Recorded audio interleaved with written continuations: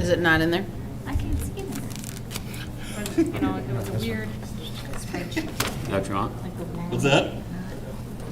I don't think it made it somehow. I'm sorry. I'm just kidding. Yeah, That was that's a fine. weird Either I or. swear that Yeah. I've like literally just Whatever went. works best for you. Well, that way it works best for you. Yep, it works best for me too. Yep. Bill, do you want us to make copies quick for everybody? Pardon me?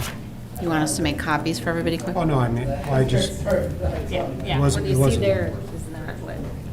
It's 6 Yeah, p.m., Mr. Mayor. that's just one line. yeah. Excuse me. It's 6 time. p.m.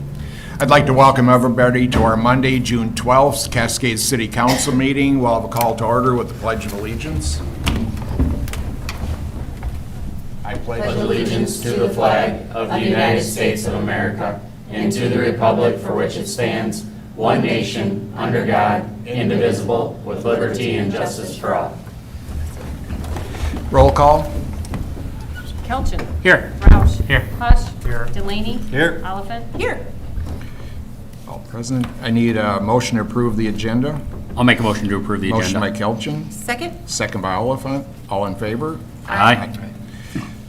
At this point, we'll have public comment. You have a limit of 3 minutes to speak on anything that is not on the present agenda. Seeing none.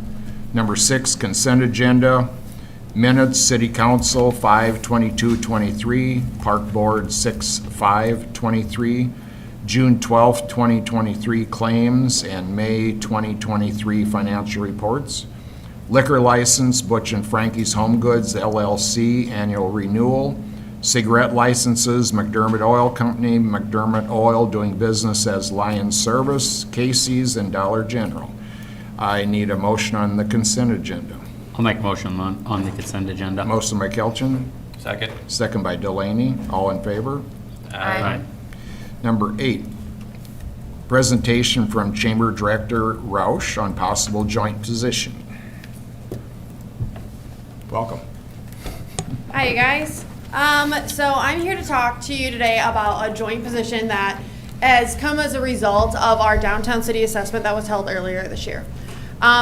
Through looking at our downtown city assessment, some themes that were noted was organizing our volunteer team. In Cascade, we're really lucky to have so many volunteer organizations and so many volunteers, but we don't always know who those volunteers are and who the main contact person is for those things. And right now, we don't have a way of those being organized in a way that's helpful and efficient for all to be involved. In addition, another theme that was in our downtown city assessment was how we need to better leverage our resources. And so currently, we're funding a lot of smaller part-time positions, and this position, if we were to fund it full-time, would be leveraging our resources in one area where we can get the most bang for our buck. And then the last theme that the downtown city assessment brought up was also, that relates to this position, would be the sharing our need for further leadership development within our town. And so creating a joint position that would be shared between the chamber and the city would allow our leadership in our city to grow, because we're creating a system and a network of people to best support our town. And also, it would help when there's turnover, that there's not just one person who knows how all the things happen in the office, but multiple people who can support the implementation of a new person, even though we hope that no one leaves. With that being said, what this position would look like is it would be a full-time position. Right now, the chamber director is only a part-time position. Public access channel is only a part-time position, and the chamber also hires Molly Knuth Media as a part-time position. So currently right now we're funding 3 different part-time positions, and there might be a few more that maybe we could put into this one position. But this position would fulfill all duties of the chamber director. And then they would also be our volunteer coordinator. And so they would communicate with all volunteer organizations on behalf of the city of Cascade, which means that when a volunteer organization has a meeting or they have an event coming up, the person that they would contact would always be the same person. And then when somebody needs to know something, they'd always have one place to go. Then they would create a volunteer database, and then they would look for a way to effectively share the communication with all parties. And then they'd also coordinate calendar events for the city. And then in addition, this person would create, would be a promotion person for the city. They would do marketing and those types of things to help take things off of Lisa's and Kathy's plates. And basically they would try to streamline all the information in an accessible way for all to access. So these are just like the main ideas that we've come up with for this position, but bundling the chamber director and a potential marketing person for the city will really benefit all of us in a lot of ways. It will allow us to know and look at one place instead of looking to multiple people for the information that somebody might need. Also, this would be a full-time job with benefits, which means that you would get a qualified, capable individual to do the work of the current 3 part-time people. Nobody in a business world would suggest hiring 4 part-time people to do the job of 1 full-time person, and that's currently what we're doing with our resources here.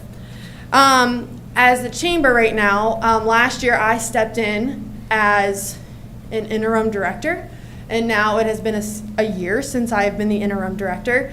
And the struggle that we come up with is that you can't find a skilled candidate that wants to invest this into the city and their time into this for just 20 hours a week. It's not really something that's competitive in today's job market, and we're not getting the candidates that are skilled in the way that we need to succeed. So creating this as a full-time position would allow us to see some skilled candidates hopefully get hired, and also would be a very desirable position. This allows the city to run like a business as much as possible. This would also open our lines of communication across the board as a city. They'd take over the city Facebook page. They'd also be in charge of the chamber pages, but keeping those as 2 separate entities, but like one big job for them.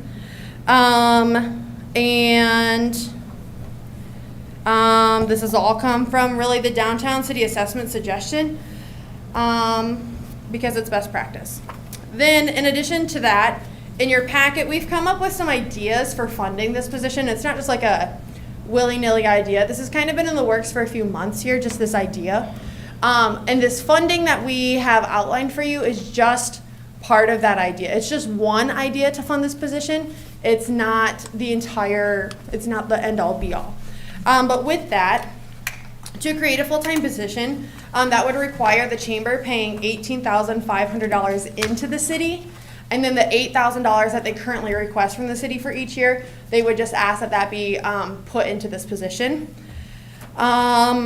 And then the other ideas here, we've asked Cascade Economic Development to consider funding this position, and they're working on what they feel like they can manage, and they're going to get back to us later this week. And then with the public access channel going away, we also have that money available to fund this position for the same kind of goal of communicating effectively for our town.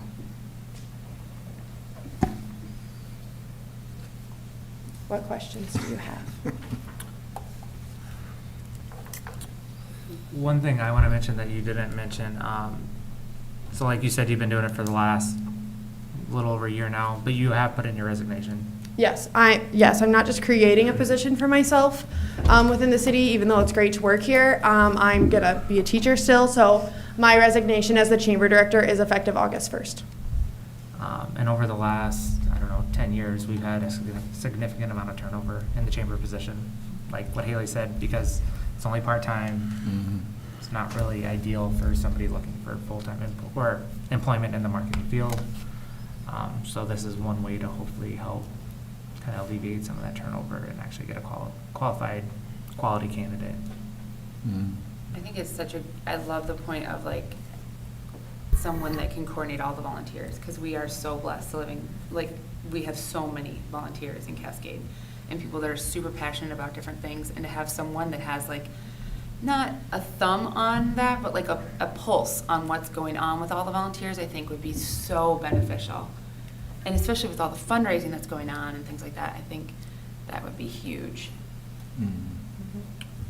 And one thing you mentioned is like a community calendar, like having everything in one place. That's one thing that actually came out of the Heart and Soul process. Yes. That was like supposed people to come wanted into our and needed. website, and having somebody to be able to kind of Manage run that. Yeah. Yeah.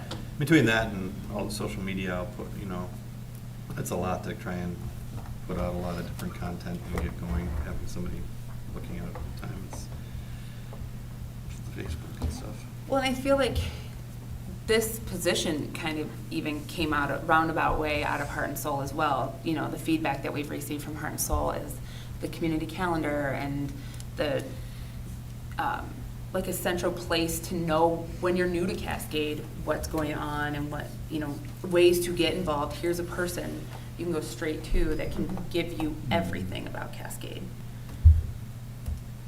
As much as we'd love to see like Lisa or Kathy be able to do it, there's just not, you don't have room on your plate Not for enough hours in the something day. like that. There's just not enough hours in the day. You're busy with all the It's just not our actual best city. priority. Yeah. Well, that, and also when you start getting into some of these things with these positions too, not that you two are wonderful, because you are.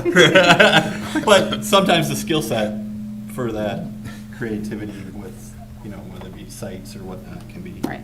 I something see to it be being little a specialized. promotion, media Right. type marketing person, and that's where I think that would add to our strengths, you know, like even though the chamber is involved in like helping businesses and economic development, like we have that skill set that we know, so we can support that person, whereas they can then support us.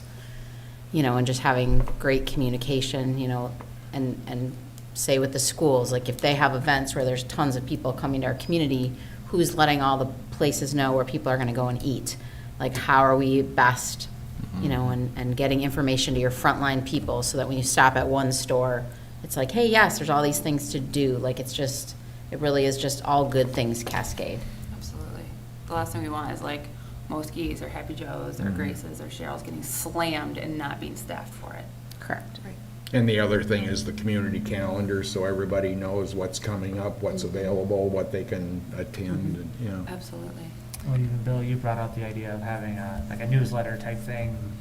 Like, And we I could know do you an brought it up multiple e-newsletter. times, but like, this is, I mean, you guys do it for the chamber, like, it wouldn't be that hard for this position to do one for the Right. city as well. And you can I have two feel like separate this, ones. I feel like this can also be something that's like, the newsletter or like these events or like the notices about meetings and those things can be something that's exported into a QR code and then placed places for people to scan to stay up to date. With losing the public access channel, like that's just another way for people to access, the things that are happening.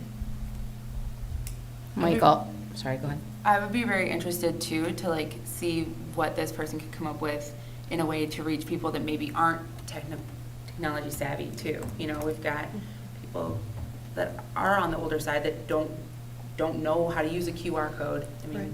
I'm still not super great with those, not on the older side, so I think it would be interesting to see.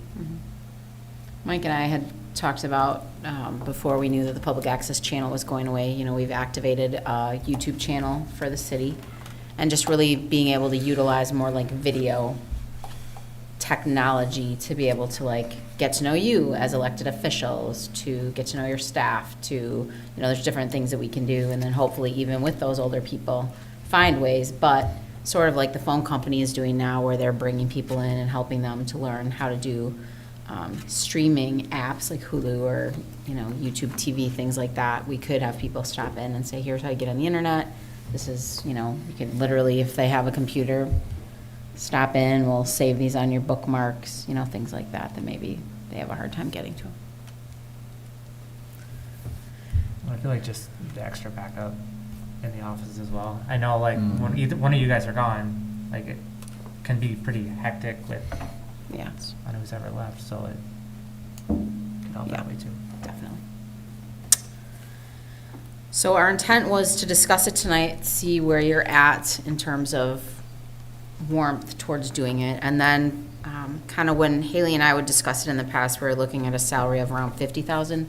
And then the swing, of course, is benefits. So the biggest benefit swing would be with health insurance. So if the person has no health insurance benefits, like if they're married and have somewhere else to get that, it would be a $59,000 investment with the $50,000 salary. And then based on our benefits, if you had a full-time, if they took the family plan, then you're upping it by about 13,000. So you're getting in that 71 something. And so that's kind of the swing, which obviously you have to be prepared to fund one way or the other. If they had a single plan, then they'd be in the middle. So. Any other questions?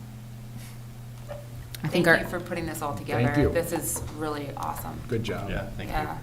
Very so is everybody good if we put it on the agenda? Like ideally, I guess in the most aggressive timeline, you could consider it in 2 weeks if you want to approve it to kind of proceed. I think if we're doing it, we'd want to have like a joint hiring position, our joint hiring team. So obviously like myself, probably the mayor, one of the council members, and then we'd have some chamber representation. And then do a joint group of like finalizing a job description. Do you have economic development representation too?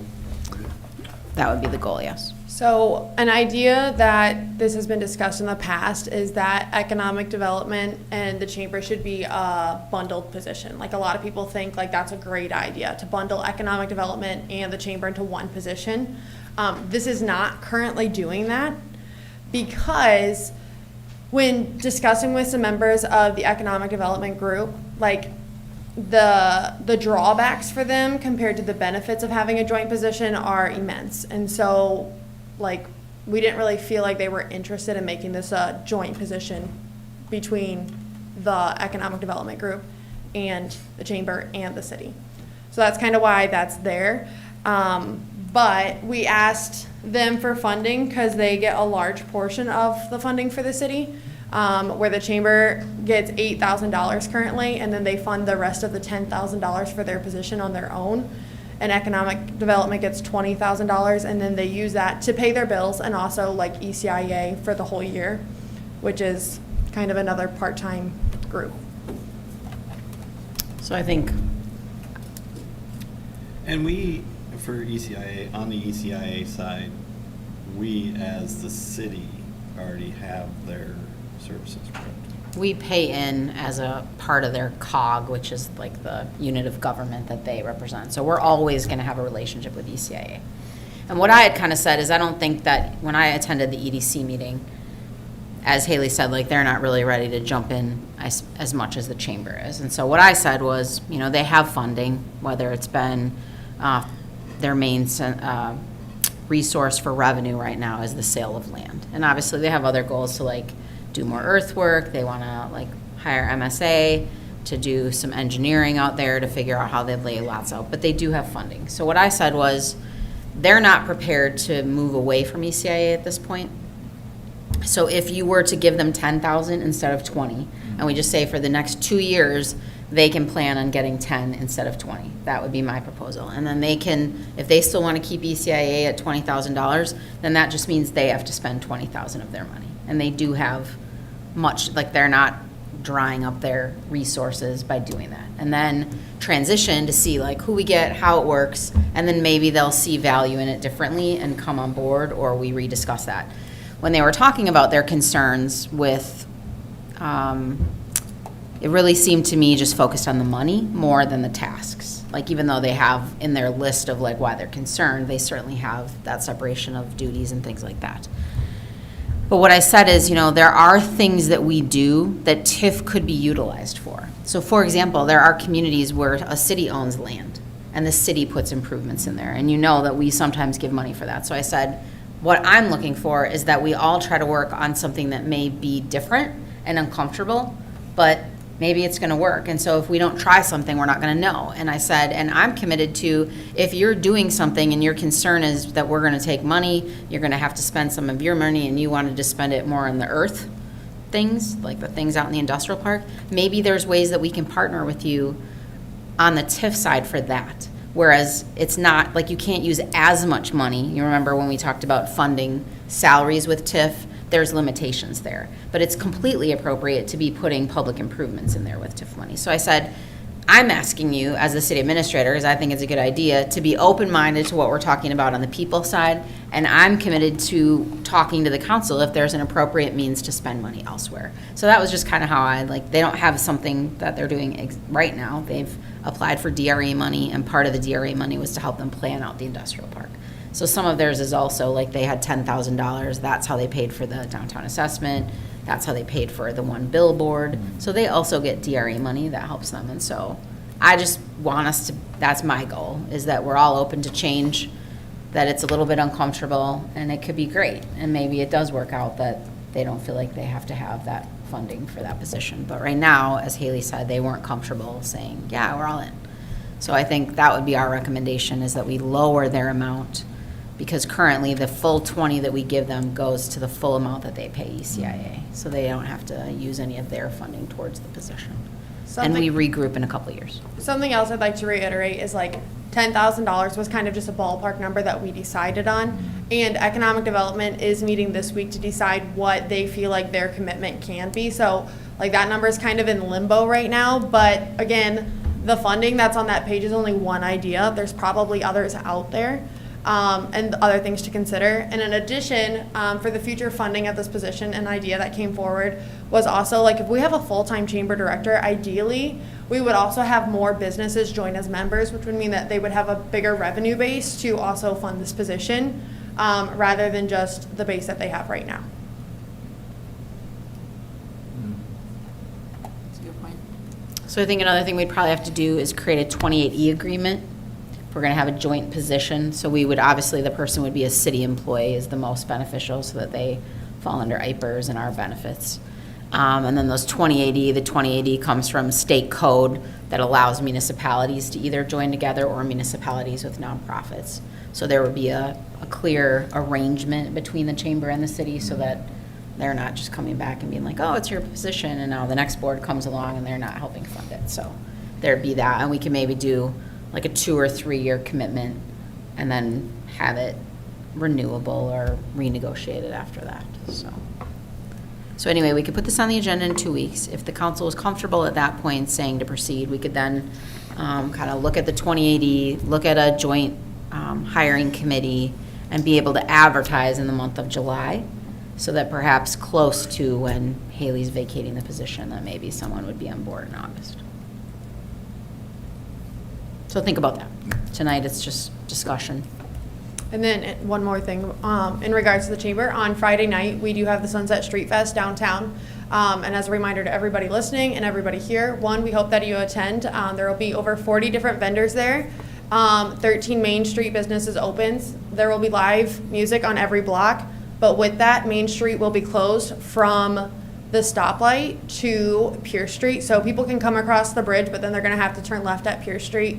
And that will be effective from 2 until 10:30ish p.m. So that's just something for everybody to know on Friday, that the Main Street will be closed from 2 until 10:30. Okay, thank you. Thank you. Thank you. Good luck with that.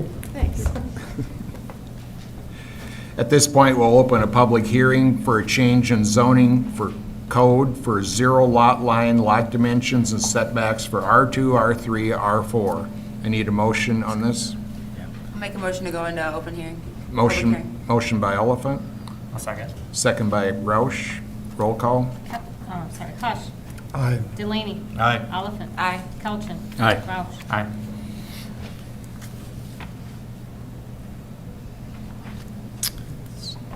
Do you want to close the public hearing if nobody wants to talk, and then go to the agenda item, or do you want to talk about it, explanation during the public hearing? Up to you. I think we probably have everything down.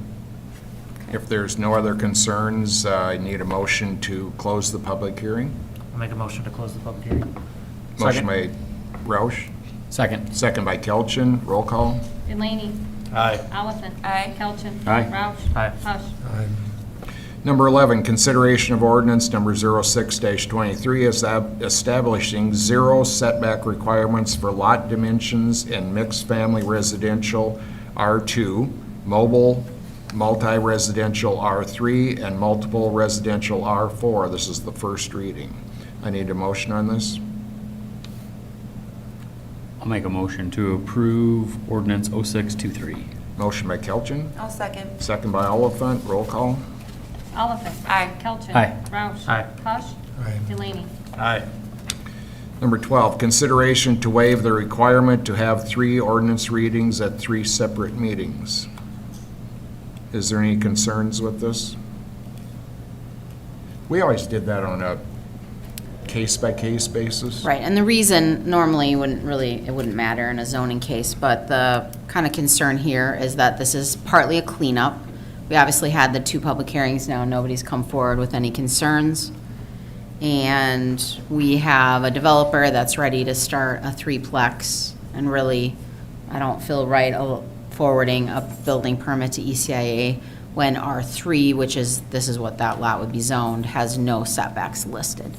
So this is kind of a cleanup that you already approved these kinds of setbacks in the past in 2021.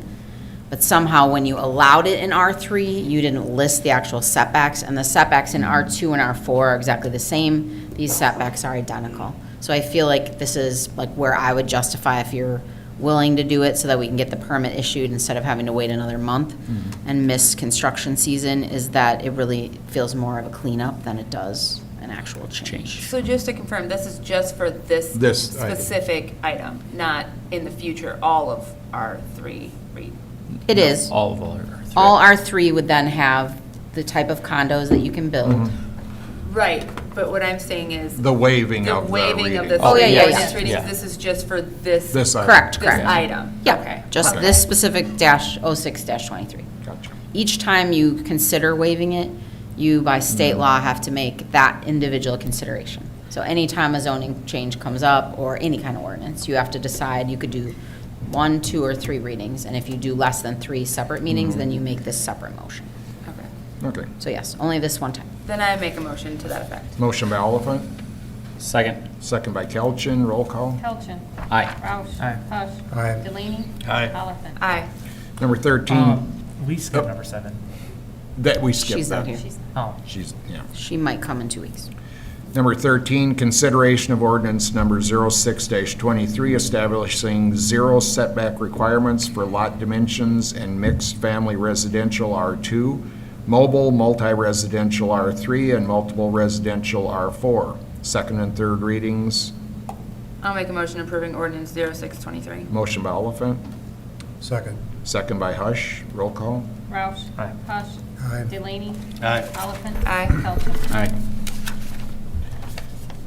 Number 14, consideration of resolution number 45-23, allocating funds for Taylor Street Southeast repairs and other pavement patches from River City for $28,072.18, and Weber Construction It's for... 4,100. We got that price today. Okay. So it's a total of 4,100? 4,100 for For Weber. Webers. And again, look, you can finish what you were saying. Yeah, no, that's fine. Is there any concerns with this? So although you're allocating the 28 plus the 4,000, a significant amount of that will be billed out. It's just that we oftentimes, when you have like people that have lateral breaks, will hire, they do the street bond, so they give us $250. That's by ordinance. And then instead of having everybody trying to hire separate pavers, a lot of times we'll just bring them in, we get a much better price. Makes it And easy. then we have them give us the bill based on each spot. And then same thing with Weber. So when he gave us the 4,100, about 2/3 of that will be the city's portion, and then the rest will be billed out. So it's not actually. And these are basically just Patch. asphalted for water line breaks and those type of things. pretty much, isn't it? Everything except for the Taylor Street. So Taylor yes, Street. 4th Yep. Avenue is when we had the big water main break over by Oddings. 6th Avenue, we had a water main break up near McKinley on the far end on the southwest corner. Buchanan Street is the project that we've discussed next to the old brewery, which is being remodeled. Remember, we approved that, doing a bigger portion. And we're gonna split that, so even though that's part of the developers, their portion that they dug up, they're gonna pay for. But when Phil went out there, there's only a small strip along the side that we're not paving, and so it really doesn't make sense to like literally patch the middle when it's like 2/3 of the way through.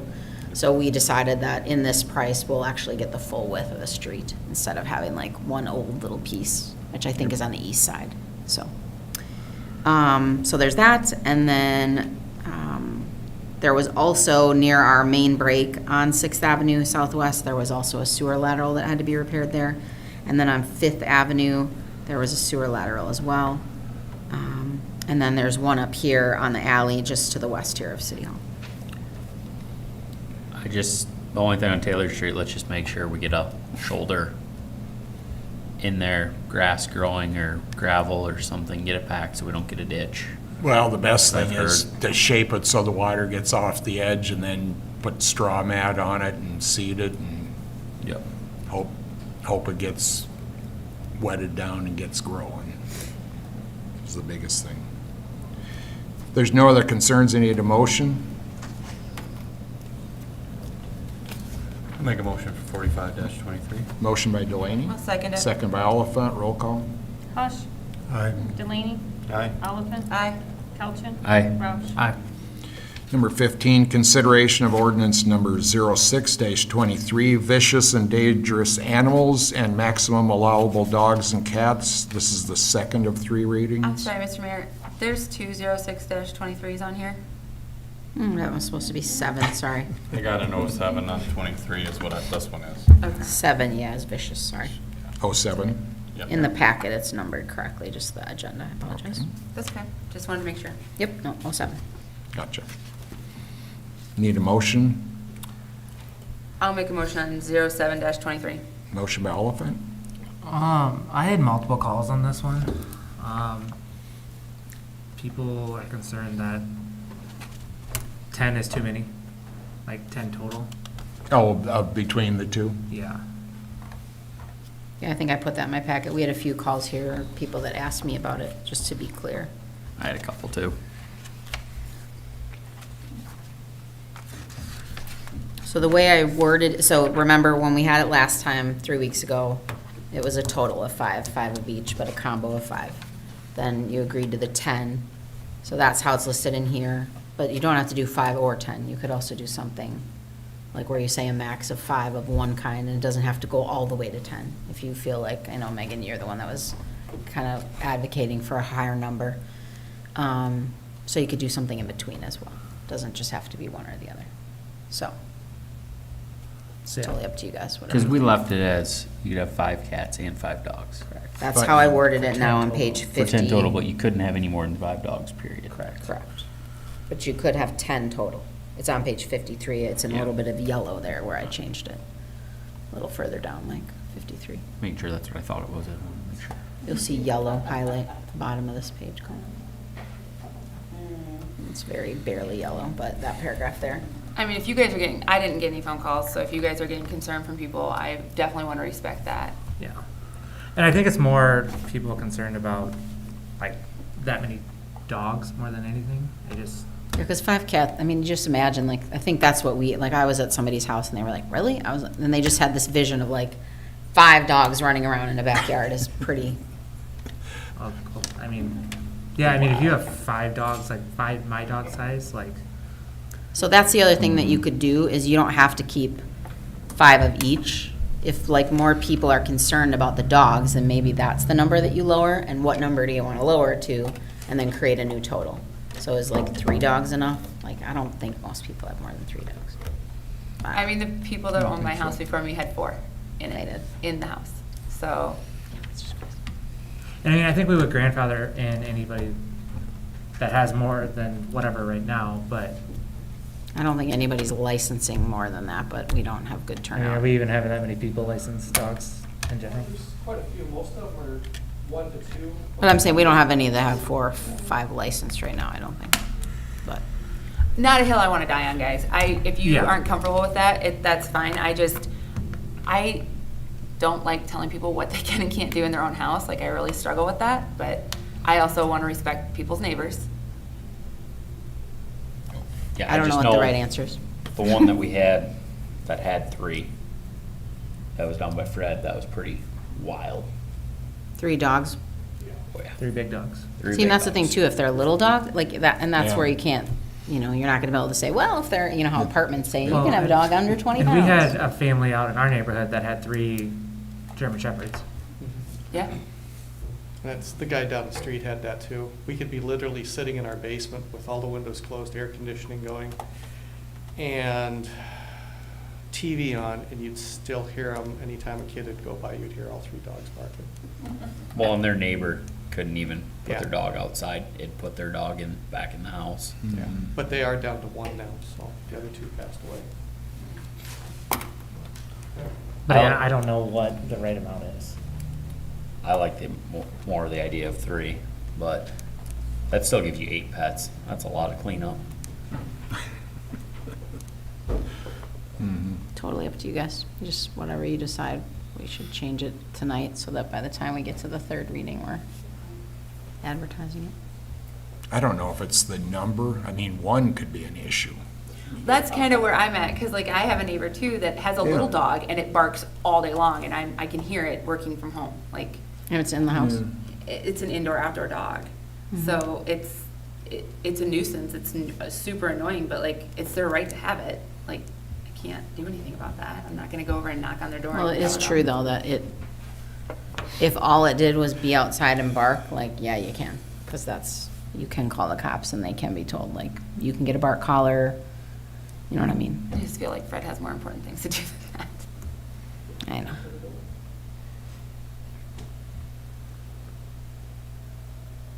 I don't have an issue with the 3, if that's what you wanna go with. I don't. 3 for That's max fine. 2, 3, and 8. Yep. What does the rest of the group think? Because then if you're gonna vote on it tonight, you should vote with that amendment, I would say. Has there been a motion yet? No.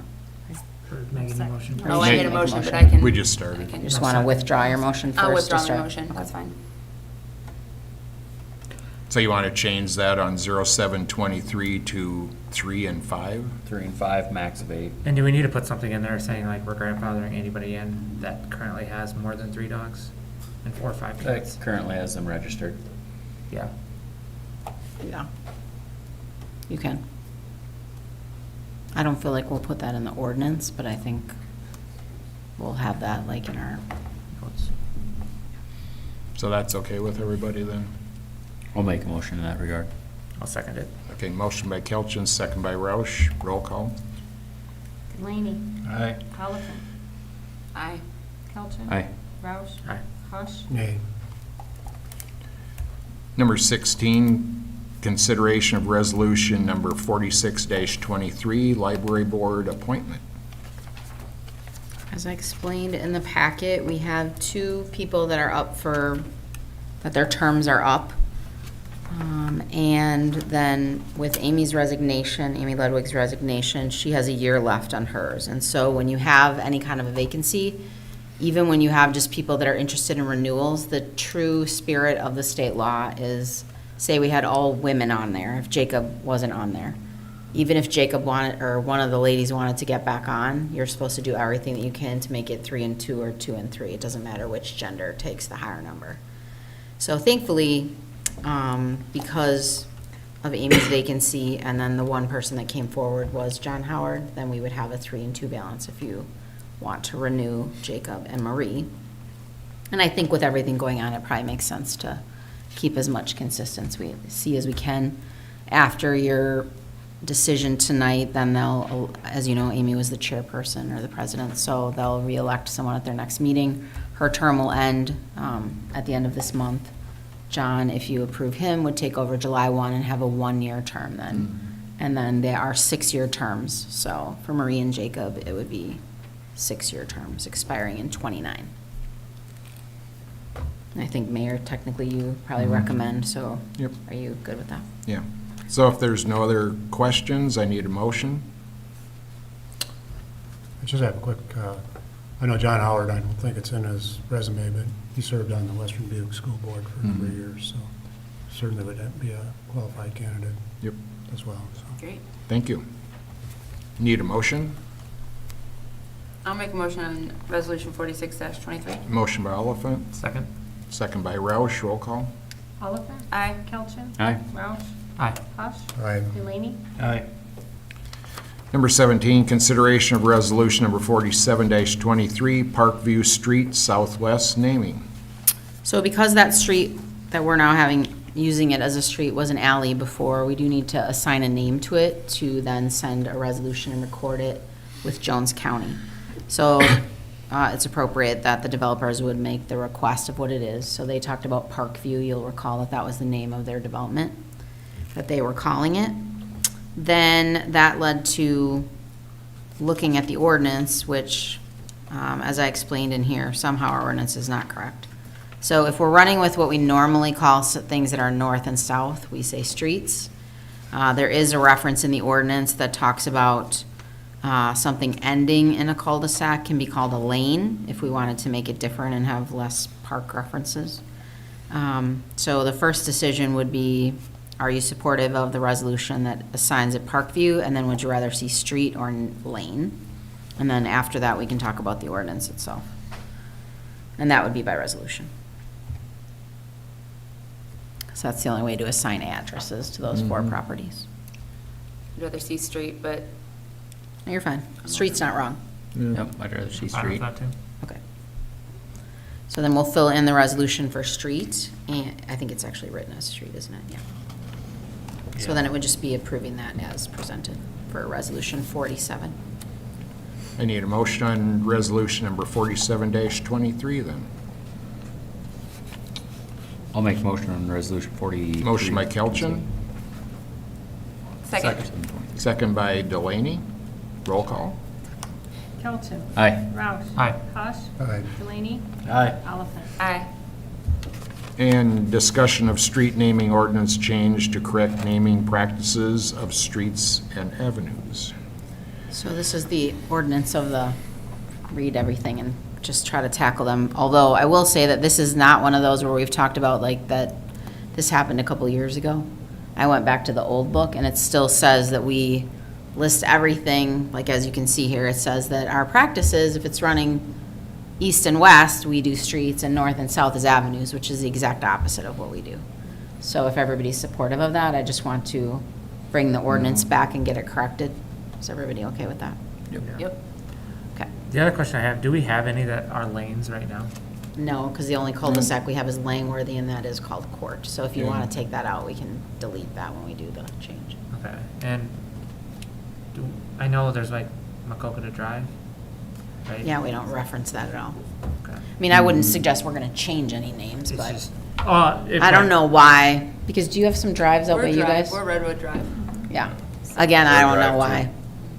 We're Mulberry Street. Or quite honestly, we Oh, could just delete That's this. my think. We're Drive, Are you? Riverbend Drive. Yep.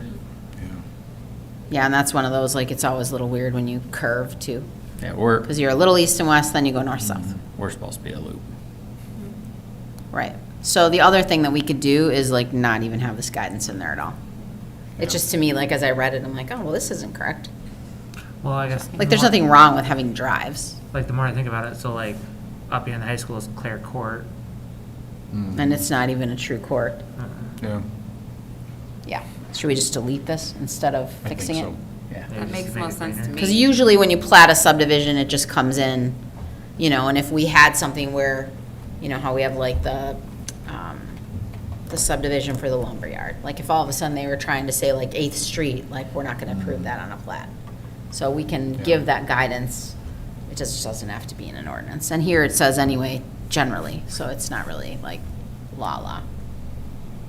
So if everybody's good, Everybody's okay then with with that? that part of it, we'll just come back with a deletion. It doesn't really look like it was followed. Definitely not. I was like, what? This is not. I'm like, I'm pretty directionally good. Like, pretty sure this is east-west. So, all right, we'll bring that back next time. Gotcha. Number 19, consideration of resolution number 48-23, declaration of surplus items, pickup, trailer, sink, railing, truck, toolbox, scale, and door. And then I have a updated list, so if you want to read those as well. Okay, cash register, gym lights, and outdoor light and scale. So this is partly just trying to clean up and partly based on the fact that we're getting rid of the garage. And so there were things in there. So the plan that if the council goes along with it, I think because the pickup truck is, would have to be like a Terminal. towaway if we're going to sell it, right?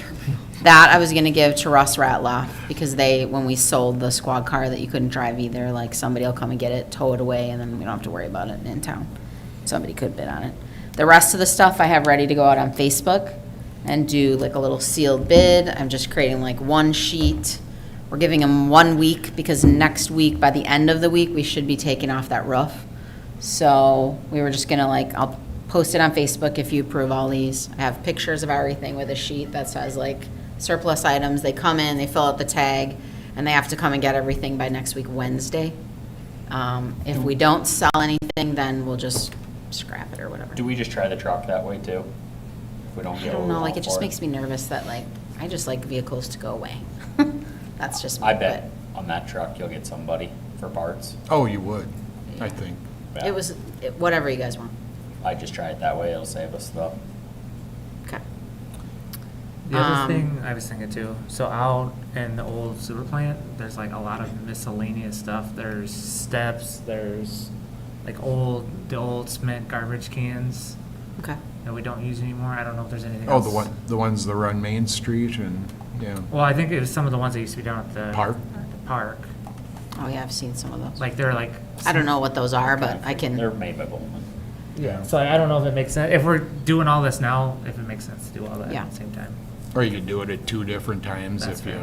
if it's easier. yeah, I probably would rather just do it as a second time and get the Yeah. list. Okay. Yep.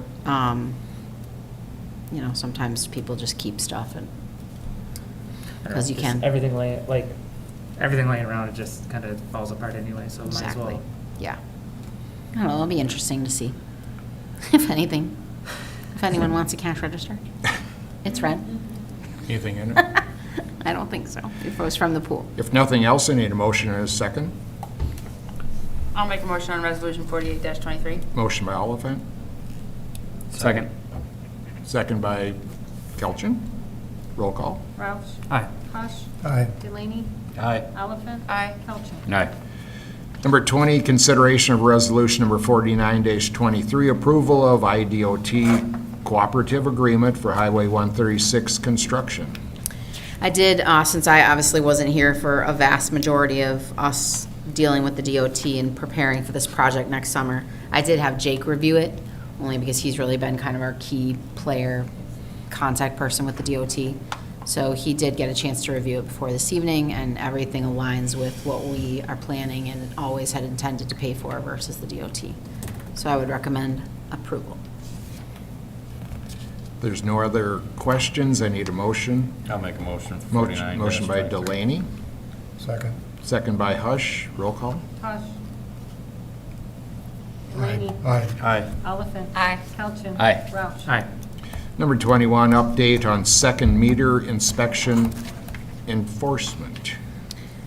So this is one of those where it just seemed wise to talk about it here. So back in 2017, and I think there's been some back and forth where the second meters weren't allowed. And then back in 2017, for those of you that have been on the council for a while, in 2017, we resurrected them. And so in the ordinance, it lists that you're supposed to have an annual inspection and each person would be charged $30. Obviously, the purpose of that is to be able to make sure that people haven't like changed their plumbing, because like if they're scamming the system and sending things through that meter, and we're not getting sewer money for that. So that's the purpose of it.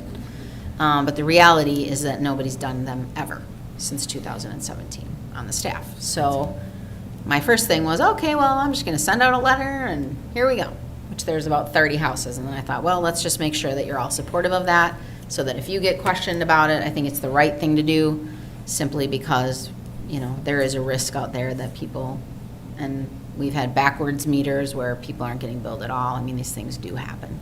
So I just want to make sure we'd send out a letter. They would just be, in the letter, they would be given direction to call into the office to set up. We'll just have some chunks of time. Probably just takes like 10 minutes. And then to make it easy, we can just ask Chantel to add it to their utility bill. Yep. Or they can come in if they want to pay it a different way, but no action necessary unless somebody is opposed to us No. enforcing it. It's just after 7 years of everybody that's had it being like, what's happening? Why has this never happened before? Everybody's okay with that? How often are we supposed to be checking? Annually. So we should have done 7. Or this should be the 7th from that ordinance, so I just thought, well, that's a long time to go where nobody's used to that happening. So obviously, when we send out the letter, I will also send a copy of the ordinance, and I'm probably just gonna say we, haven't been doing this, but after council discussion, we are enforcing this ordinance and proceeding, and you'll have it on your calendar once a year now. So, everybody good with that? Yep. All right, thank you. Number 22, discussion on one-time new home grass watering sewer forgiveness. So I've been asked about this from a local resident a bunch of times since I've been here. And then it kind of went and sort of got passed through then to some of the developers who build houses.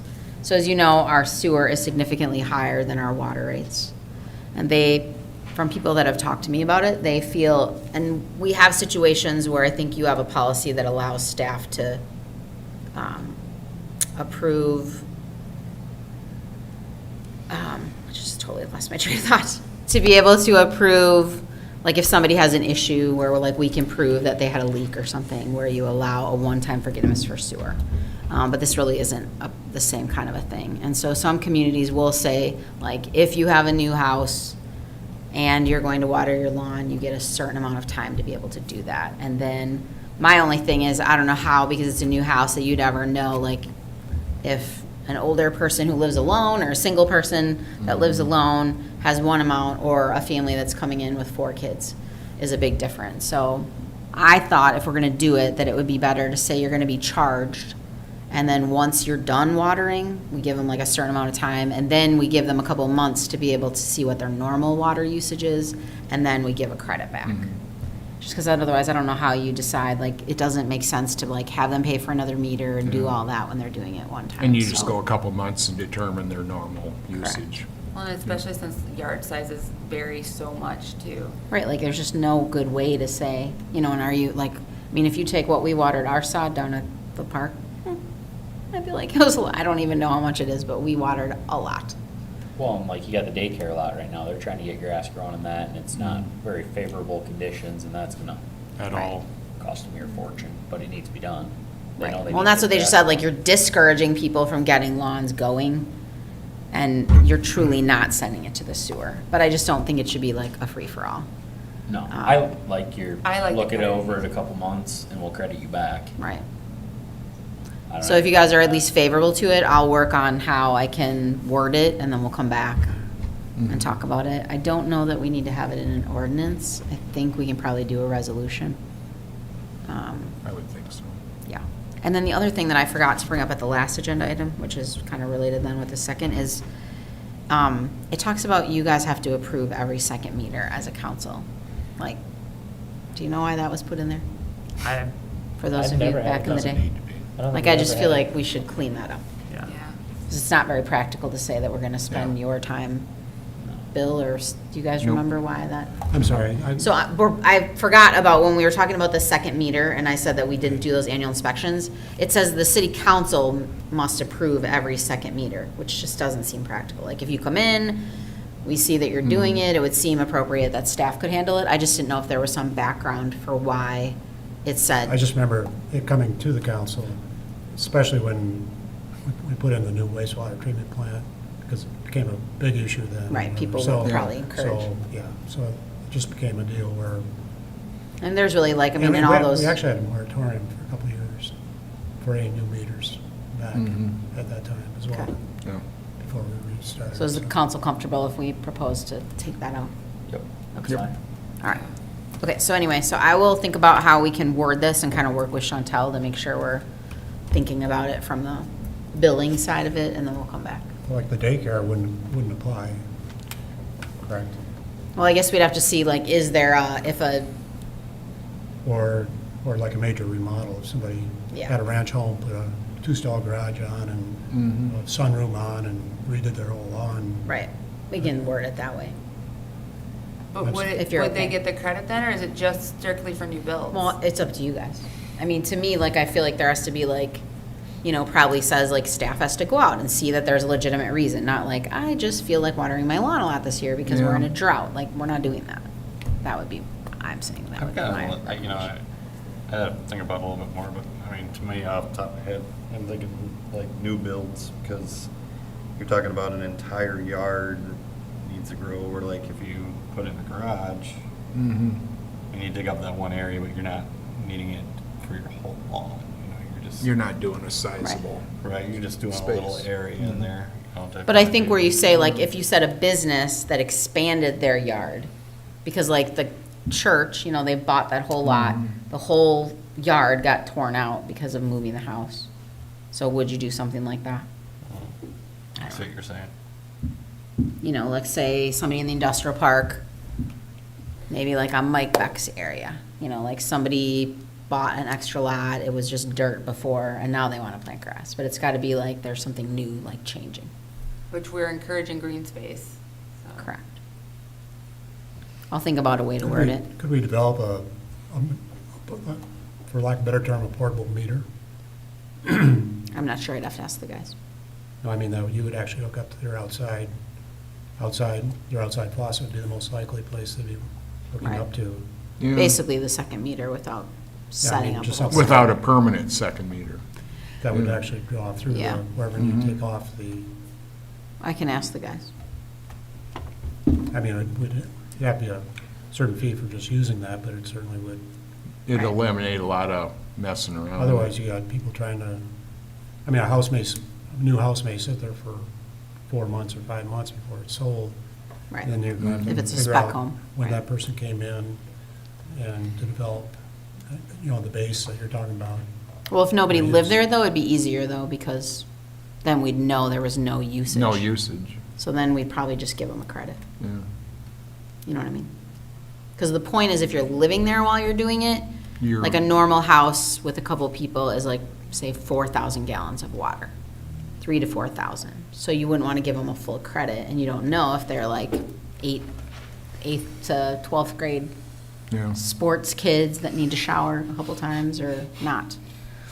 Stinky children or not stinky I children. think they have to shower every time. Right, so if it was vacant, Bill, I think, at least in that case, we could, like, if it was one of the builders and they're just building a spec home and it's still not sold, and we know nobody's living there, then I think, again, you'd want to write the policy with the flexibility that in their Like case, you don't case by even really case. have to wait. Yeah, just, Because you just know that's what it is. Yeah. yep. But it seems like a lot of mucking around paperwork with. Right, I get it, but it's not like we have that many. Okay. But if there is a meter, I'll ask the guys how they think we could do that. Well, you could probably use something like. I just pulled it up. Like when people have like fertilizer tanks on. I just pulled it up. There's a type of meter that has MPT fittings that you hook up and it'd read. You can get digital type ones. Mhm. You Show just them send me a gallons. screenshot of that or something if you want. I'll send you a link. I just wanted to see if there was one. There is one.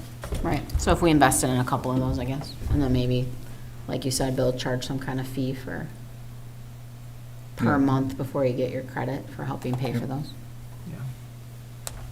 Okay, Number 23, discussion on garage sale limitations ordinance. so I've had a lot of people asking me about if we have a limitation for garage sales. I There have, isn't. what? There isn't. There is no limit right now. We don't list anything about garage sales. So I have been in communities before where people got concerned about too many garage sales, too many days of like where you just feel like people's front yards are just packed with stuff all the time. So there are communities that'll say like you can have so many rummage sales a year, and the more important part is that you can't have them for Extended. so period. many consecutive days. So there was a particular house in town that I think was more high profile, which is why people were asking about it. So completely up to the council if you want to regulate it. You certainly don't have to, but enough people asked that I thought, well, we'll discuss. Is it pretty standard for communities to have? an I feel like ordinance it's this? probably, I don't know if I'd say standard, but there's definitely people Yeah. that do it. I mean, usually they're 2-day, 3-day. Right, I mean, I guess you could say even like Thursday, like people do sometimes yeah. start Thursday, Friday, Saturday. I feel like most rummage sales aren't on Sunday, but like the community I worked in, they did, you can have 4 a year and 72 hours. Just, that's the only experience I have, where we actually created it, but it's like Megan kind of says, like, should people be able to do it whenever they want, and that sort of a spectrum, and then there's people feeling like, why is your front yard always filled with stuff, and or you could say like it can truly be a garage sale, because that's also different. You could say like if it's extended, like your stuff has to genuinely be in your garage, because I think where people's attention this time was like it's just out in Out. the yard all the time. So it's, like I said, I just brought it up because I don't usually get too many consecutive calls about certain things. I get a random one here and there. That one was. Yes. So up to you guys, just up for consideration, because people were asking.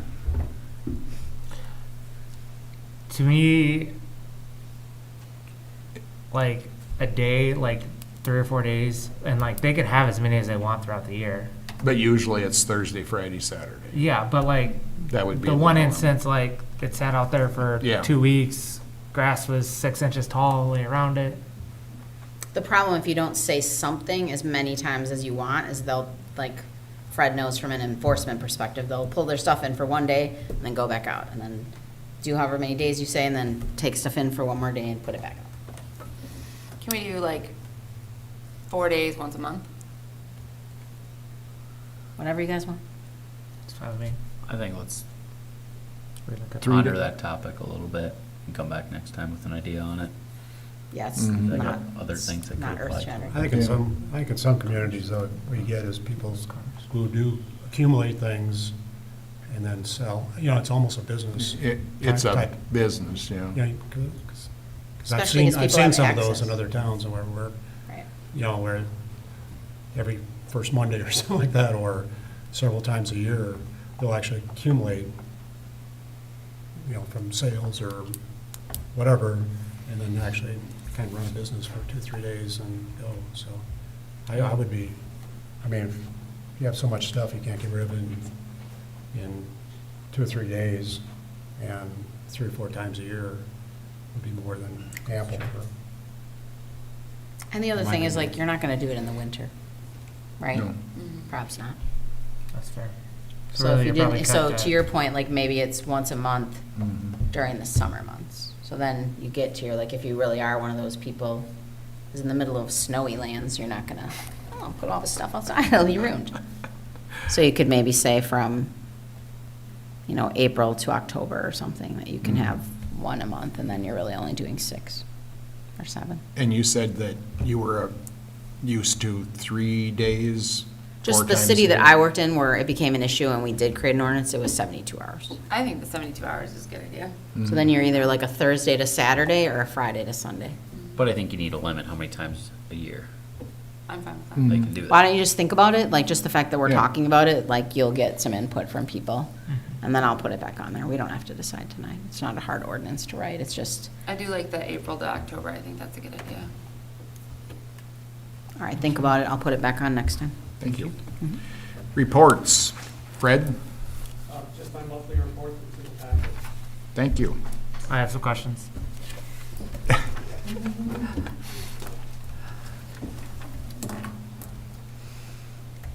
Last time I asked you about like the vision triangle and like people having obstructions. Did you have a chance to go out and look? I didn't, I was actually on vacation part of that time, so. Okay.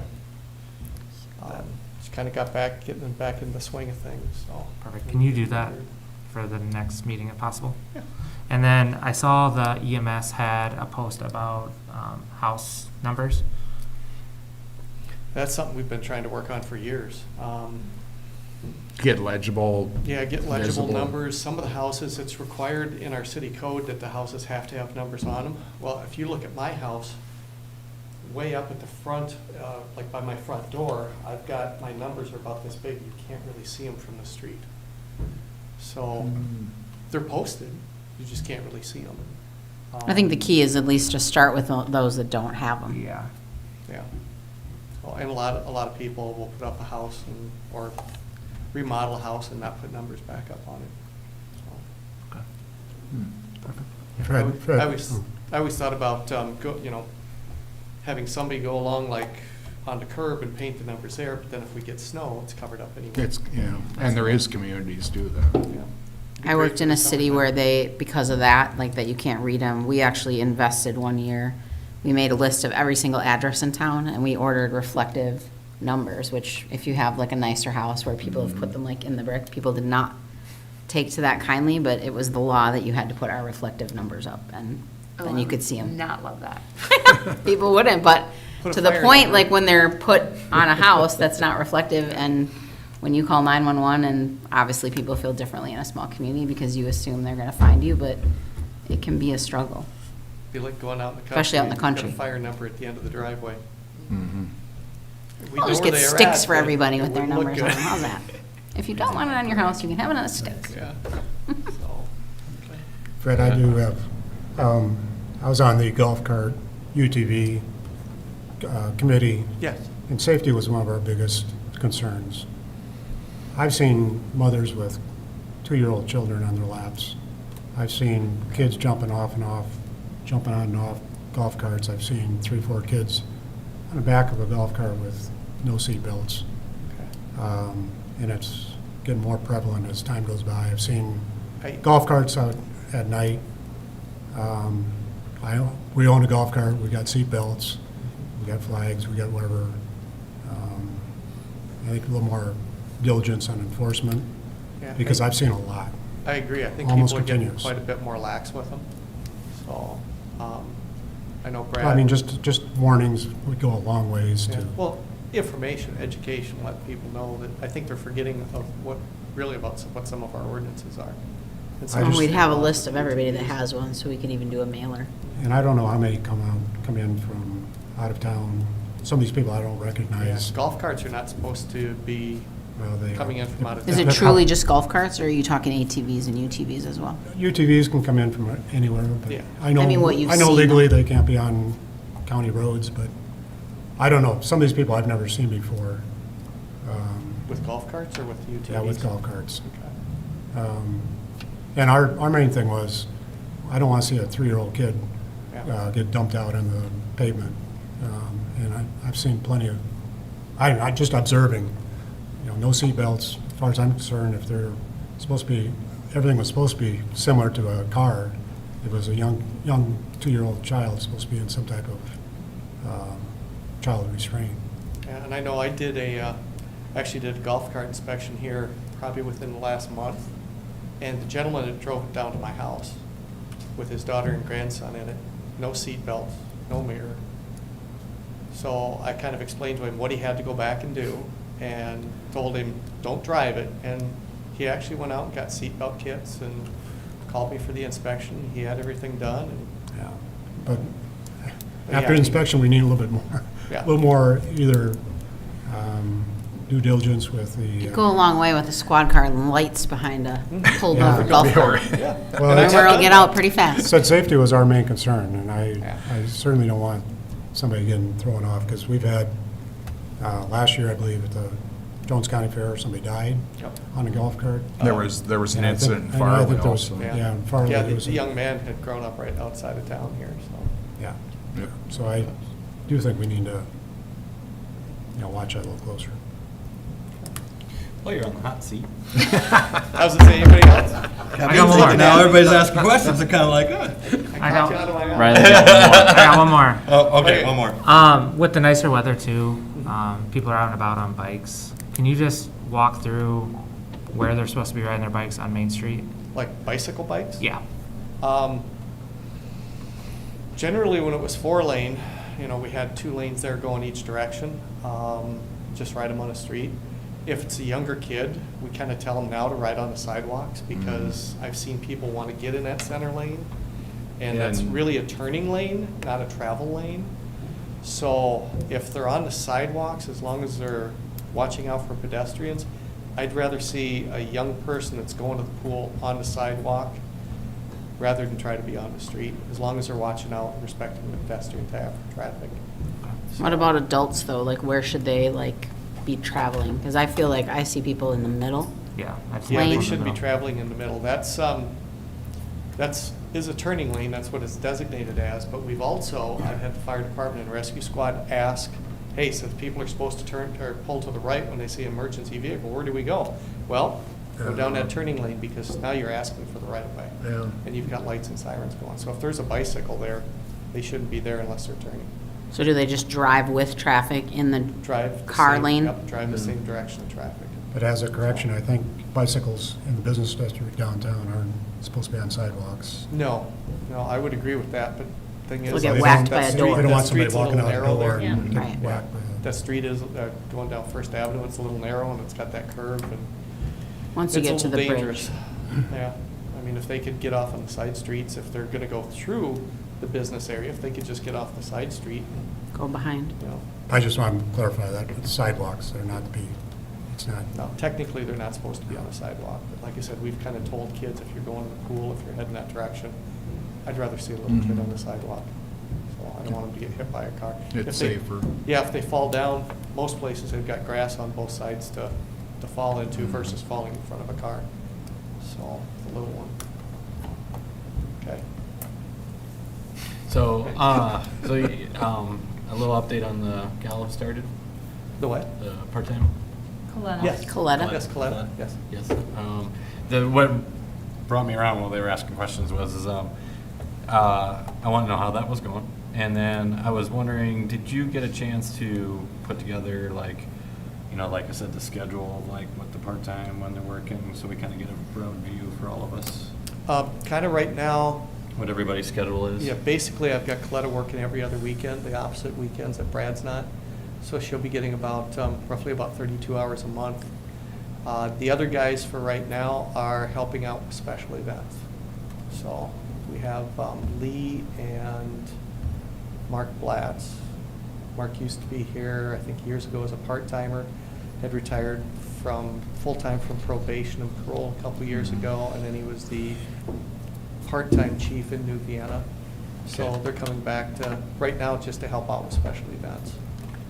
So, Yeah, if you could just get me something, it's easier for me to look at it when I see the officer, I see kind of when they're working, when they're working, so And forth. I If you gotta be get- honest with, even with Lee, it's kind of hit and miss, because I know we had an event he was supposed to come back and help with before, and couldn't get off work. So, Gotcha. and he's in Tama, so he's 2 hours away. Right. So, Yeah, that just kind of helps me paint it. yep. So, okay. Thank you. Megan? Good. Okay. Thank you. Thank you, Fred. Thanks, Fred. Thank you.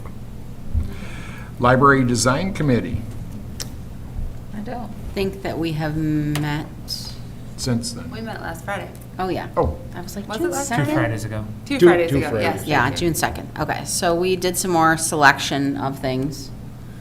We have an interesting group of opinions when it comes to patterns and what kinds of things. So we did request to have some kind of what they call like a design board or a materials board, because we pick out a few things here and a few things there, and then I feel like, oh my gosh, like, is this gonna look like a rainbow of, I don't know what, it makes me nervous. So I've asked them to kind of put together what everything looks like for colors and things, so we're gonna do that.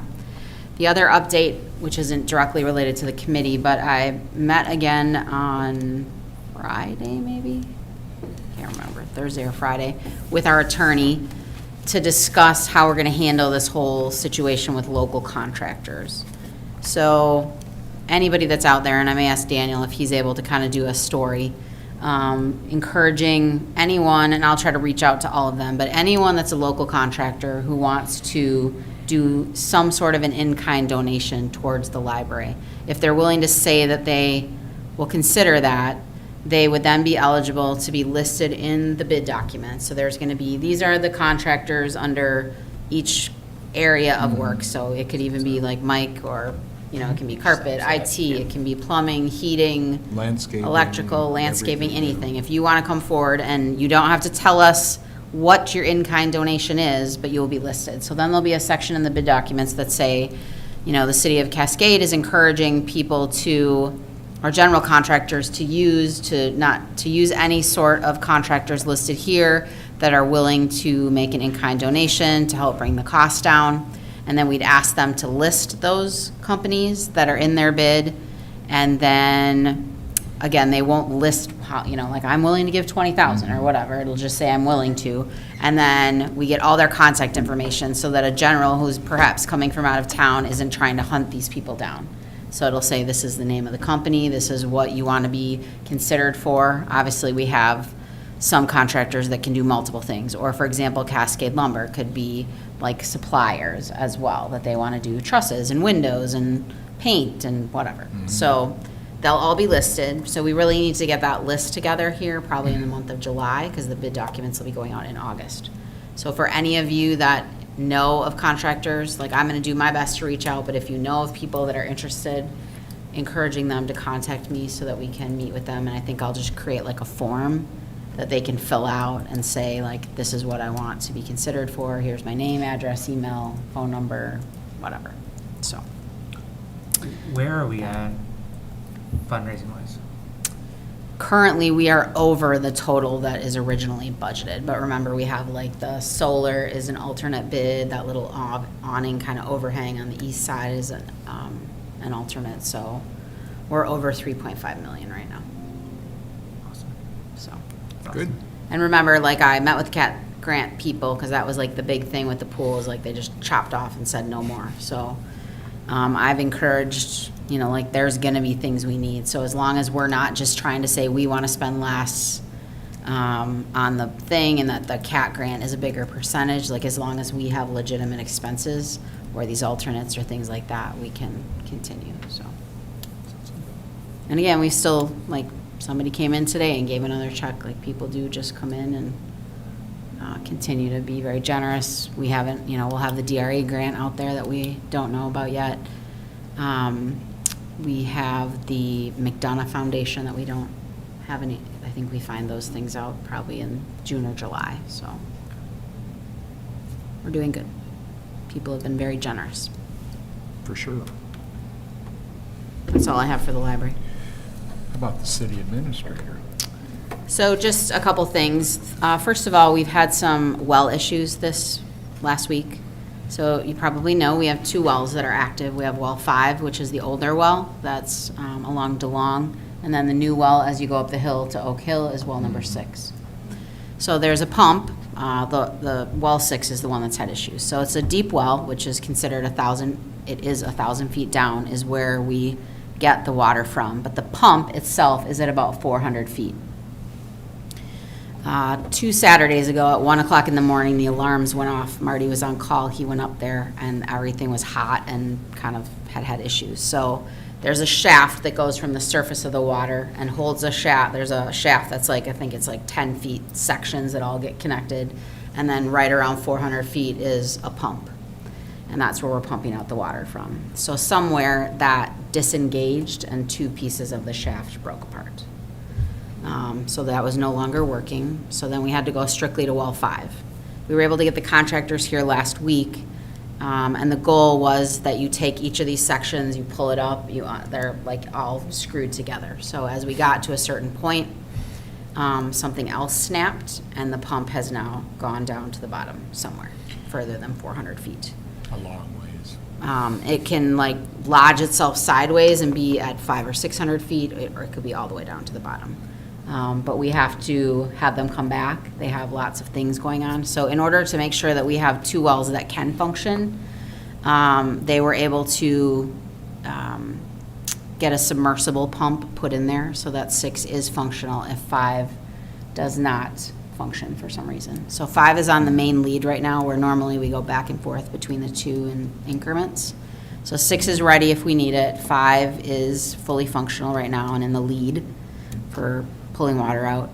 Then there's the motor at the top that controls the well, and because of the massive sort of trauma that it would go through when it's like spinning and then it like hits and everything that happened, we deemed that it was best for the motor to be sent in and to be able to be evaluated. So we have that coming back. We don't know what the status of that is. And then they'll let us know when they can come back to start fishing out. So they basically take like a Chinese finger and fish down and try to grab it and then pull it back up. Because the hole that they're working within is 6 inches. So it's not like a person can go down there. And they're doing it Correct. at 1,000 feet. Right. And then because of what's happened, we will, as soon as we get 6 up and functioning, then we will have an evaluation on 5. Because what we've sort of learned is, you know, there's just timing on things. And we haven't done anything wrong, like we've complied with everything, but, you know, when you go through a trauma like that to the system, obviously it's pretty critical that those things work. So we've been in communication with the DNR, did all the appropriate testing that we needed to do. When the submersible pump was installed last week, we then had to do 2 tests. Those were shipped off to Dubuque, and we did get back that the water's good and has passed all of its tests. So if we need to start using 6 again, we will. But because it's a submersible pump and not our pump, we're keeping 5 in the lead instead of alternating between the 2. So if you saw people up there or do again, we'll kind of keep you in the loop, but definitely not planned in the budget and not a cheap endeavor, so. Not by far. But good news, the guys got it functioning, and that's why we need more than 1 well. Our pump's sitting down with 5 somewhere. So there's that. We also got a request from the Riverbend subdivision, just so everybody knows in case people start talking about it, but I received 10 emails from that subdivision talking about the need for a sidewalk from that subdivision to be able to safely, and obviously it's a little different than like Oak Hill. We have both subdivisions that we don't have good routes, but in their area, you know, there's one route and it's an a rural typical road with no shoulder. So it is not an easy proposition to talk about a sidewalk because there's no shoulder there at all. So we're not just talking about building a sidewalk, we're talking to have Dirt like work. tons of fill, put things in there. So I've looked at some grants that we're gonna try to work on. I wasn't gonna send that out to the neighbors because I don't wanna be disrespectful to the school district, but I have emailed the superintendent asking that, you know, the state law guidance, although not a rule, is that within 3 miles for high school kids and 2 miles for elementary kids that they don't get bused. But maybe an exception needs to be made out there. And so I have asked for them to give me guidance as to how the city could request that perhaps that subdivision receive busing, so that at least their kids can get to school safely. If they give me direction on how to do that, I would probably bring that back to council and actually have the council be the one to request that. So again, I'd encourage, like Andy obviously lives out there, I don't want everybody to kind of go after them about it. I'd rather just kind of wait, but they did put in the request. I've responded to each of them, letting them know we recognize the concern, brought up that we have the same concern for Oak Hill, and that it's not an easy fix, but we'll try to do what we can to work on it, so. If anybody hears about it, let me know. What a great idea to reach out to the school. Or Thanks. the- Well, I first found out that they said that there was a state law that they couldn't. That seems strange to me. So then I reached out to our Senator Carrie, and she wasn't sure about it. So then she actually got back to me today indicating that the guidance is that 2 miles, but that it's local control, which makes more sense to me. I'm like, why would the state say you don't have a right to do that? So I did get an email back. I had emailed both of the Dans, Superintendent Butler and then the principal here, Dan. And he said he would talk to his transportation person and let me know. Because obviously it's just not a quick fix. Like, that's gonna be a lot of money. And we're, like, Oak Hill is really lucky because we are 2 miles out. Right. So you do get bused out there? Okay. We don't use it, but yeah. But there is a bus? Yeah, no, it comes every. And it's not charged. Got it. Yeah, so, you know, if we can show the safety concerns of people being able to, like, there's just no place, you have to be in the driving lane at all times out there, so. And it is a pretty young crew out there, right? Really young. Really, Yeah. really little. one. Andy's helping the numbers. And to him. We could only There's hope. a lot of 4 Little guy, is he ready for school yet? Went today. All right, nice. Daycare Daycare. school? Nice. Okay. So anyway, if you hear about that, I did respond to everybody, so they know that we're not ignoring them, but there's that. The other thing that I think we should talk about is possibly, we don't really have a noise ordinance in the community, but we have people that question noise ordinances. And I think it would be good to not only perhaps clarify it better, where we actually have times, and then I think we also have to talk about like public venues, because like many of us live by places where we don't really have control, but people have concerns about it, and I think we want to clarify that if you live by the amphitheater, if you live by, like where I live in my subdivision, we can hear football games and track and all those kinds of things. So I'll probably think about that, and it just kind of came up after I put the agenda together, but similar, I may bring that up because we really don't have any guidance on. A lot of communities will say like a 6 or 7 a.m. to 9 or 10 p.m. And be more clear about it, so. 6 seems Good. clear. Anything else? That is all I have. At this point, we'll have public comment. You have a limit of 3 minutes per person, and it's only items on the present agenda. So if it's only items that were previously on this agenda or other agendas, This agenda. This agenda. this agenda, so you can't bring up anything that is of concern to you? You could have earlier. If you, Yeah, right, and you just changed everything, so we don't really know what ends up. Well, right on the agenda, it says that you have 3 minutes per Right on the person. agenda, you didn't send me one this time. You told me that last time, Shirley, and I went back and I literally click reply to all every I time. don't know why it's not. And I checked Jill's because she had asked about it, so I don't know if we're going to your spam or what, but you're on the list. And you can get it online, so I'd be happy to send you the link where you can go out yourself and see it every week. Well, we have a noise ordinance in this town, and I think we need to enforce it. Yeah, we don't have a noise, it's very vague and it doesn't talk about anything in detail. Let you do whatever you want. No, I talked to the council who makes the authority in the laws. And we don't have any, I mean, I called police, and, you know, it's really putting these kids in a bad situation. Some of them are really good over there, but that's not fair. And if you work, which I did Saturday, 9 hours, and you come home and that, all you can hear is the noise from the pool, it's really not fair. We could address that with the, Yeah, that was part of why I brought it up, was because the kids at the pool are getting phone calls. And it's, like, if you turn it down to a level that's acceptable to Shirley, there's no point in having the music on.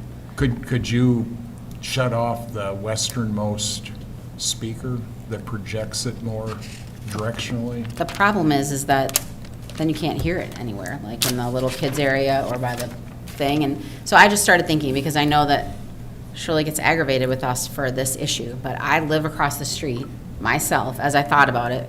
And the last When week, there's there was games. 2 or 3 softball games, and there's football games late, much later than pool music. And if I walked over there and said, you have to turn it down, like, the school wouldn't do that. I can hear Rockin' on the River plain as day from my house. Oh, on up my through- back porch and rocking on the river. So if But you, that's where I was trying, You like, just know it ends at a I certain do, time. I do think we have to have a little bit of empathy though, because it's every day, all summer long for Shirley. where it's not It's not event just, related. I mean, I understand that the softball games are often, and baseball as well, but like, I can understand the frustration. I was sitting at a baseball game, and we could hear the pool music plain as day, to the point where we actually called and asked them to turn it down because it was so loud. And they apologized profusely and turned it down immediately. But it was, I do think that maybe they're just across the board, if we could ask the guards. The guards are doing a fantastic job. I'm not dogging on them at all. Please don't think At- that. at a No, certain point But of if the we could have evening a line where the volume does not go above, or. At a certain and time of it could the get evening. bumped too, and at Yeah. a certain time of the evening, maybe at 6, once Adult Swim starts. Because I've been there, and this wasn't this year, but last year, we were at Adult Swim, and we had to go ask them to turn it down because we couldn't hear each other. It was so loud.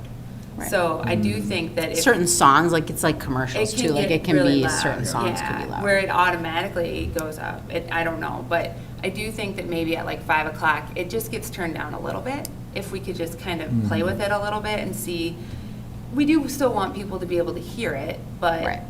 I do understand where she's coming from. I think that. But you that don't is- want it at an offensive level. Right, exactly. Yeah, I think some time spent with, you know, some group of people going over there from the city or whatever, and saying, okay, so this is what it's being played at, and let's walk down the parking lot a little bit, let's walk down and see. Yeah, we have. How far are we, you know, and just make sure. The hard thing is, you know, like, it's, like, the one speaker that would be, like, for the baseball field, it projects that way on purpose, because then there's no houses that way. But then if Right. you're at a baseball game, it probably seems louder, because there's the one on the chemical building that faces directly east. And then the other one is kind of by the boys' door, and kind of projects slightly northeast. I think it's just those 2 speakers. So. I don't want to see the guards put in an uncomfortable situation either. So I do think that's going to take some understanding from both parties. I mean, it does need, if they want to have music over there, they should be able to have music over there too, I think. So Well, and that's where, you some know. compromise needs to come from both ends. If we heard, I know, she's obviously upset about it. We heard anything from any other neighbors there? Well, see, that's the thing, is that we've gone to all the other neighbors, and the only one that has a problem with it is Shirley. And so, the way our ordinance works, like right now, we just talk about disturbing the peace. Like, what is that, like, how do you define that? So, because Brad actually went, I think, like 4 or 5 houses there last summer, and everybody else was fine with it. Well, and the other houses are more south of the pool. I mean, you do have the one house north of Shirley's. And there's Carol. ones right Yeah, north of it, Carol's. too. But then Stump Everybody Sauer's else house, would be the that'd other be side. more back from the actual swimming pool. But there's others that are probably just as close, on the Yeah. other side of the bathhouse. On the north, or- or south side of it, Bathhouse might be you know what I mean? Yeah. Like That where the whole Kurtz street live. there, I mean, those, all those houses. But if the speakers are projected towards the actual pool, they'd be projected away from those houses. I'm not sure what the speaker situation is, but you may be able to get by with smaller speakers that are mounted, more speakers that are smaller volume rather than two speakers that are trying to project over the whole pool. Oh. Maybe we Maybe could just put one like reorienting. under the concession stand or something, I don't know. You know, just a little different arrangement that there wouldn't have to be. Right now, apparently, there's two speakers that are very loud. That are- To cover yeah. whereas, I think it's just those two, right? I have no idea. I don't know. yeah, I'm if pretty there's only sure. two and you're trying to project it over the entire pool area, whatever, they've got to be loud at some point. Right. Whereas if you have smaller ones that are Well, let's- scattered. Yeah, they have turned it down. It's just, I don't know what to do, because when you get out the ordinance, like, it's not clear. And in every community, like, people who live by public venues have a different Have issue a- than yeah. if you live out in Oak Hill and you guys aren't close to anything. Yep. You know, if you live by Riverview Park, Yeah, you get some pretty loud times. yep. You know, and some communities will address it with like, for like events like that they do like a outdoor music license, where it isn't even like a money thing, but it's basically like making sure that a Rockin' on the River comes in, just like you get like a closing the street permit, and it'll say, are we clear on like what time? So our normal noise ordinance is 9 or 10 PM, and then obviously like Rockin' on the River and Hometown Days goes to like 11:30. So then you like issue them a permit. Some cities do that. But I think we just need to be more clear. Most communities will have times, so. Because it's, obviously, people are frustrated, but Yep. the only reference I can find is, and it says unusually now loud or excessive noise. So it, to me, it sounds more like when you like are, you know, people don't have mufflers and things like that, so. We'll talk about it. Think about how you want to handle it. Yeah, if there's nothing else for the betterment of the community, I need a motion to adjourn. I'll make a motion to adjourn. Motion by Oliphant, Second. second by Kelchin, all in favor? Aye. Opposed? Do you have a box, Cass?